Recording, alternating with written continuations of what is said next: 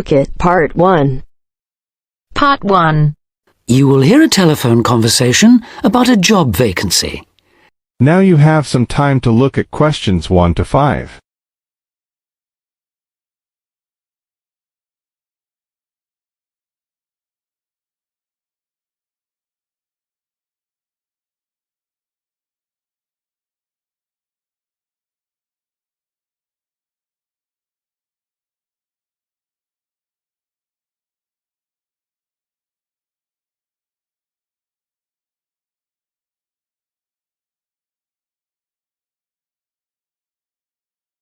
You should answer the questions as you listen because you will not hear the recording a second time. Listen carefully and answer questions 1 to 5. Hello, Top Job Employment Agency. Ellen Sykes speaking. How can I help you? Good morning. My name's Steve Collins and I'm calling about the call centre job advertised in today's paper. For an operative handling credit card inquiries? Yes, that's right. The wages and working conditions are all in the ad, so what I'd like to know now is what the work actually consists of. I should explain that I'm a student looking for a summer job, not long-term employment. That's okay. The people at Intercard say they've always found students to be honest, which of course is essential in this line of work, and they have the basic IT skills needed there. Apparently, there have been a few who didn't find it easy to get there on time in the morning, but in most cases their punctuality is as good as anybody else's. Anyway, about the work, and I know a bit about this because, as it happens, I've worked there myself. Really? Yes, for about a year. You'd find that most callers would be people wanting to check the balance on their cards, query payments made and so on. And from those who've had their card stolen? No, they ring another number for that, an emergency line. People also call that number if they lose their cards. And what are most callers like? I mean, what kind of people are they? All sorts, really. All ages, every kind of background. Though one definite trend is the change in the number of women. Nowadays, they make up around 55% of the total, whereas years ago, there used to be a majority of men calling. At one time, I heard, as many as 3/4 of all credit cards were actually held by men, but that must have been long before I was there. It's certainly different now. So to do this job, what sort of experience do I need? None, really. Have you got a credit card yourself? Yes, I have. Then you probably know quite a bit about them already. And as a student, you're obviously intelligent, which of course you need to be for the job. So after a day or so working with an experienced operative, I'm sure you'll have picked up enough to deal with routine inquiries, which of course most of them are. But there are bound to be questions I can't deal with, at least at first. What happens then? In that case, you can ask a supervisor. They're very helpful to new staff. I think I like the sound of this. What do I do next? Before you hear the rest of the conversation, you have some time to look at questions 6 to 10.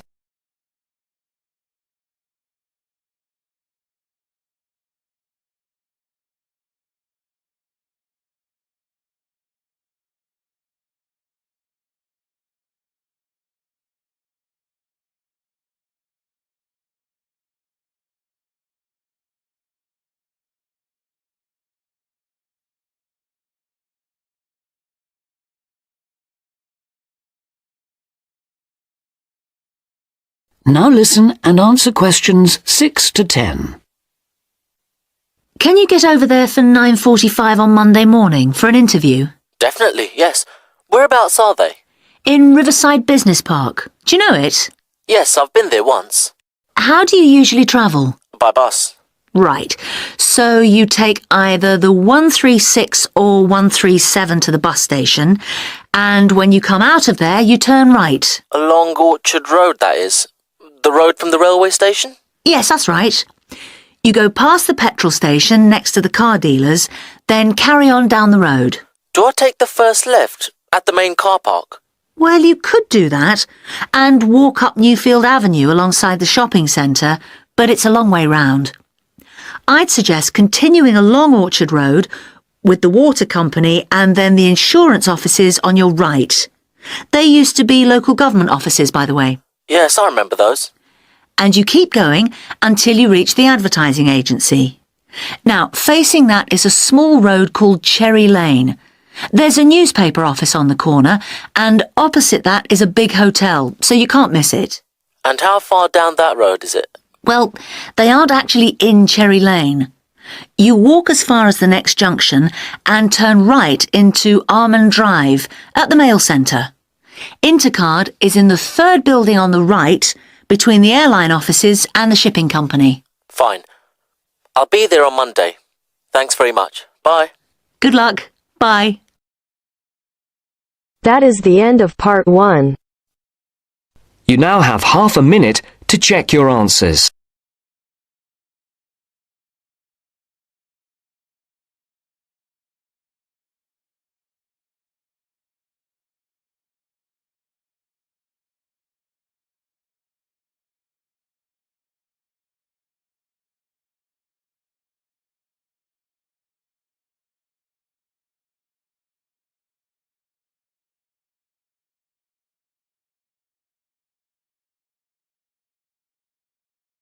Now turn to Section 2. Section 2. You will hear a tour guide talking to a group of tourists who are visiting a historic town on the east coast of the USA. First, you have some time to look at questions 11 to 17.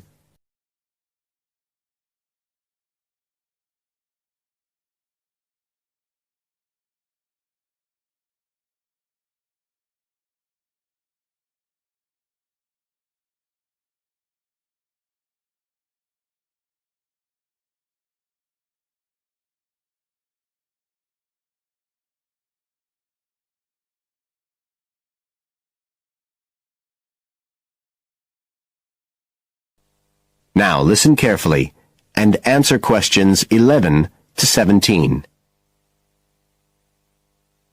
Right. So here we are in Fairhaven, and we have a couple of hours to spend in this historic center before we carry on to our motel. And as you'll know from the itinerary of our trip, we're visiting Fairhaven because of its historical links with a man called Manjiro Nakahama.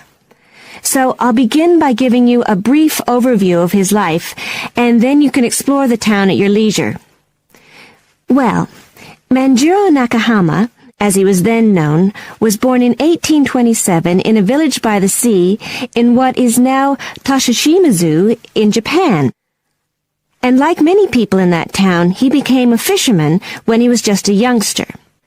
One day in 1841, when he was just 14 years old, he and some others were fishing far off the coast of Japan when they were caught in a storm and shipwrecked on a small deserted island.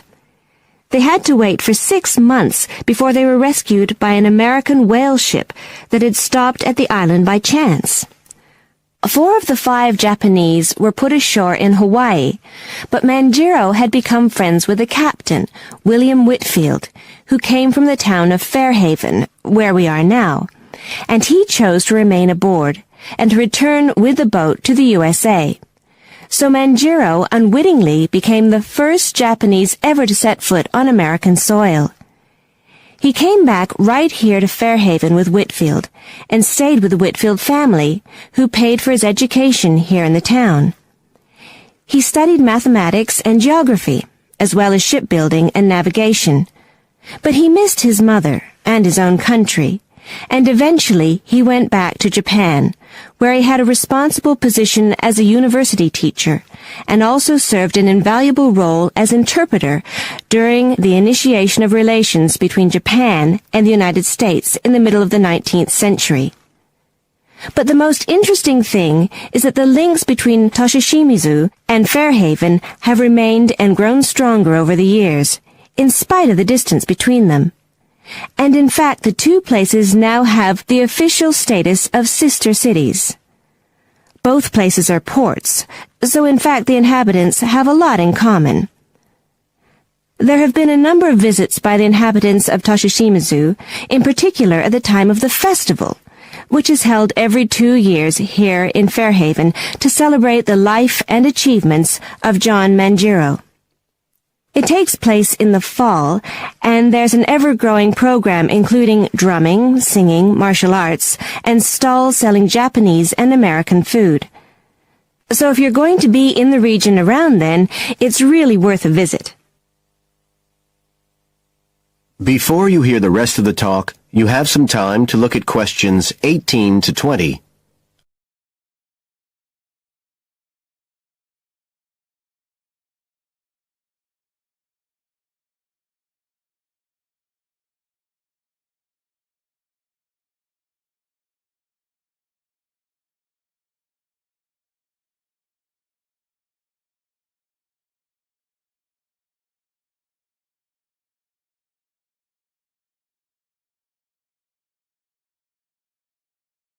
Now listen and answer questions 18 to 20. Now, many of the buildings that Manjiro Nakahama knew in Fairhaven are still standing today. And so if you'd just like to hand round some copies of this map, I'll suggest the best route to follow to see them. Okay, so if you look at the bottom of the map, you can see the Millicent Library, and that's where we are now. Now, to follow the John Manjiro Trail, you go out of here along Center Street and then head up Main Street until you get to Pilgrim Avenue. Go down there and turn right at the end. Go straight on, and just on the corner with Oxford Street, you'll see a 2-story house. This is the Whitfield family house, and this is where Manjiro first stayed when he came to Fairhaven. It's still a private residence, so please respect the owner's privacy. Okay, now if you carry on along Oxford Street, then turn left at the end, you'll come to North Street, and about halfway down there is what's known as Old Oxford School. This was the very same school that Manjiro attended when he lived here. It was considered to be the best school in town because of the quality of the building. Unusually, it was built of stone, and the quality of the teaching.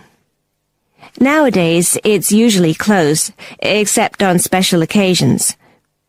Go on to the end of North Street and turn the corner onto Adams Street. If you follow the road down back towards the library, you go round a couple of sharp bends, and on the second of these, you can see the School of Navigation, which Manjiro also attended. And if you follow the road on, you'll soon find yourself back here at the library. And I'd suggest you spend some time looking around that too, if you have any time left. Right. Now, does anyone have any questions? That is the end of section 2. You now have half a minute to check your answers.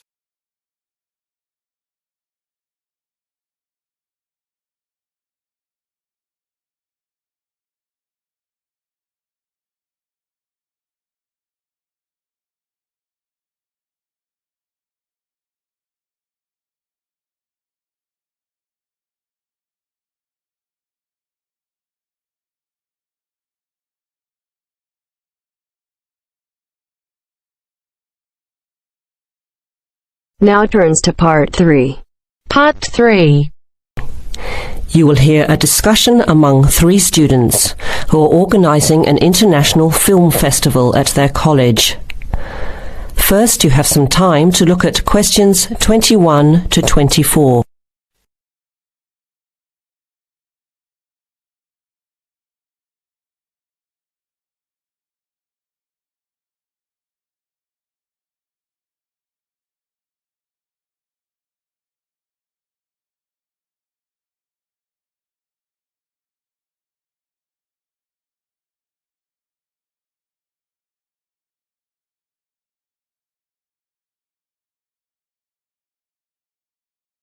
Now listen carefully to the first part of the discussion and answer questions 21 to 24.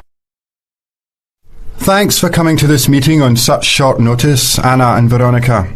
It looks like we have just become the organising committee for this year's International Film Festival. We've all just met, so perhaps we should start by an introduction with a bit of background from each of us. Okay, I'm Anna. I finished 3 years of a languages degree in Sweden, where I come from.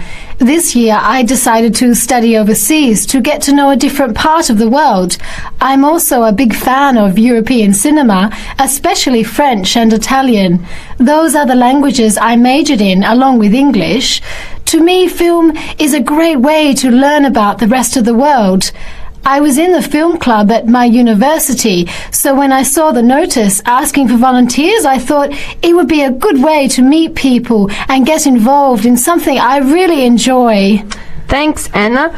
My name is Veronica and I come from Italy. I'm doing graduate studies in English literature. I went to some of the films in the festival last year and enjoyed them. I especially liked the video interviews. That was when I decided to get involved. I used to do film reviews for our student newspaper back home. Hi, I'm Chris from Scotland and I'm in 4th year journalism. Cinema is my hobby.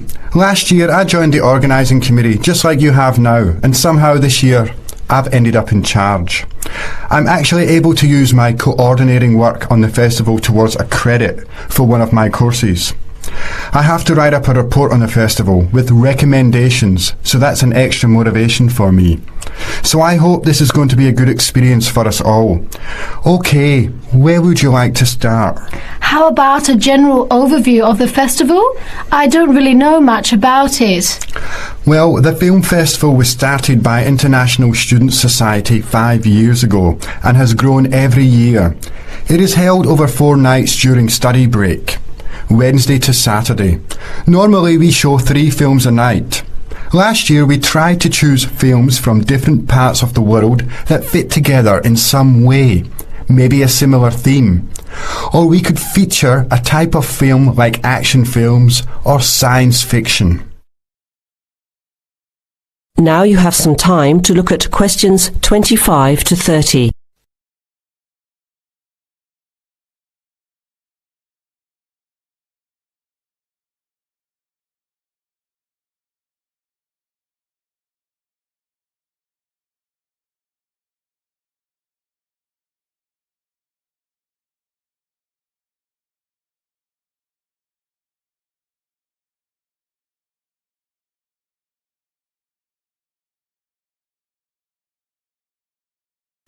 Now listen to the rest of the discussion and answer questions 25 to 30. Who picks the films? It's up to us on the committee to decide. You mean we get to pick all the films ourselves? What a hard decision! There are so many to choose from. Well, that's the fun part. We have this catalogue of independent distributors. The films are listed by language and have a short summary. We just have to go through it to find a good combination of films that will attract an audience. Veronica mentioned something about interviews. How does that fit in? We set up cameras in the foyer of the theatre and did live interviews before, during intermission and after the screening. Anyone from the audience could come up and talk about the film. The Broadcasting and Journalism School set it up and ran the interviews. They were shown on big screens around the lobby and in the theatre. It went over really well. We had a long lineup of students waiting to be interviewed on TV. Everybody wanted their minute of fame. Great idea. Yeah, it worked really well. We should certainly do something similar again. Maybe even develop the idea further, like a website with audience reviews and discussion, so we can get as much participation and involvement as possible. Hey, that's a good idea. Can I ask a question? None of the films are in English, right? Are they dubbed or subtitled? Well, we do occasionally choose a film in English, but only from unusual places where the dialect is so strong they sometimes need subtitles, like the Caribbean or even Scotland. The majority of films in the festival are foreign language, dubbed in English. We've learned from experience that students don't like reading subtitles. Maybe they read too much already. Whatever the reason, the subtitled films get smaller audiences, so we avoid them as much as possible. So how large an audience can we expect, and how much does it cost to get in? It costs $5 per film or a $20 pass for the whole event. All 12 films for the real movie fan. We would have broken even last year, except for a bad storm on the Friday night. We almost had to cancel the whole thing. But overall, we had a good turnout. More than 2,000 people in 4 days. Oh, that's what I was wondering about. The financial part. Where does the funding come from? What kind of budget do we have? The festival is subsidised by the Student Council. We generate money through advertising and through admission charges. We'll go over the budget in details a little later, but we've got lots of work to do in the meantime. I guess we have to start pretty soon. Well, I think by the 1st of March at the latest. We need to select all the films. Then we have to find some advertisers to sponsor the event. That shouldn't be too hard. We'll just start with last year's list. Our deadline for that should be the middle of March. By the end of March, we need to design the programme. Then we can get posters made up and distributed in April. Like you said, we need some clever promotion, something to generate interest and get people talking. We have 4 months to get ready. It should be enough time. OK, where do we start? Let's start by talking about films, since that is the best part, and see what we come up with. What was the best film you saw last year? That is the end of part 3. You now have half a minute to check your answers.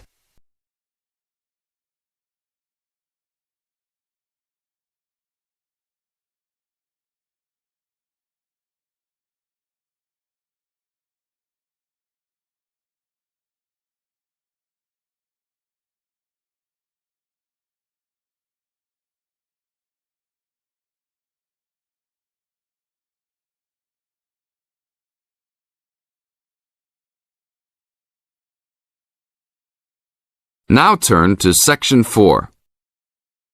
Section 4. In this section, you are going to hear a lecture on ecology. First, you have some time to look at questions 31 to 35.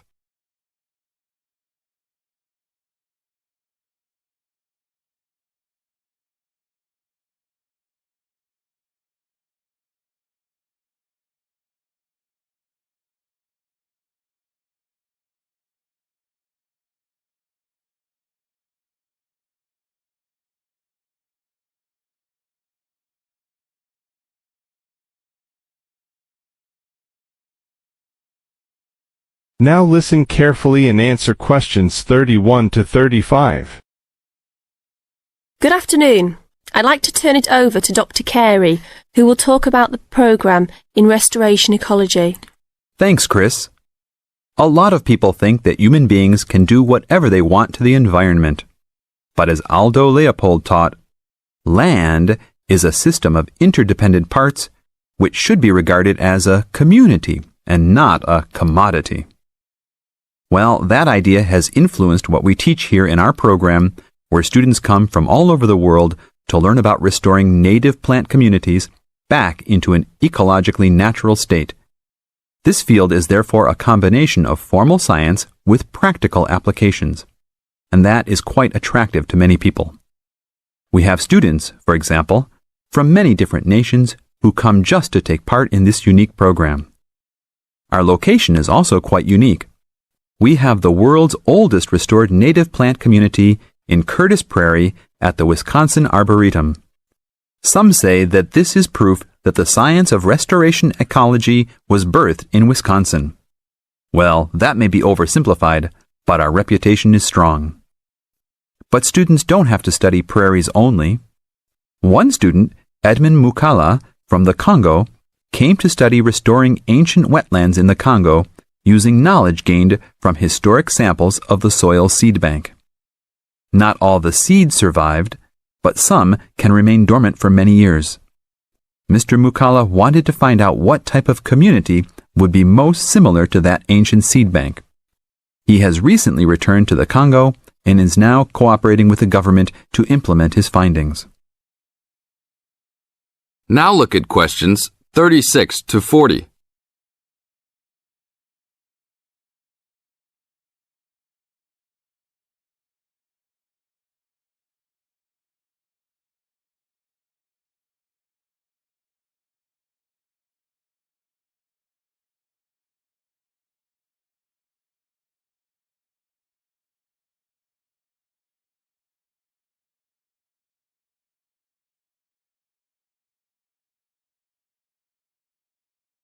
As the talk continues, answer questions 36 to 40. So the only prerequisite for doing research here is that it is a native plant community. That means not just prairies, but wetlands, woodlands, savannas, and other environments. We're proud of the diversity of research topics in our program. And we continue to grow. This year we have 32 new students from 8 different countries.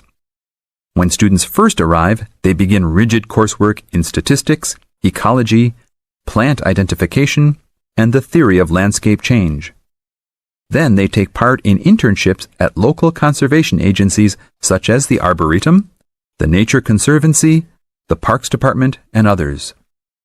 We find internships to be crucial in helping students apply the knowledge they have gained in the classroom. And we're proud to say that, since the beginning, we have graduated 277 students with master degrees from our programs and 122 students with PhDs. Some have gone on to bigger and better things. One graduate is now the director of the Worldwide Fund for Nature in China. Another is the director of Parks Development in California. And others now lead their own research departments in universities around the world. This is the end of Section 4. You now have 30 seconds to check your answers.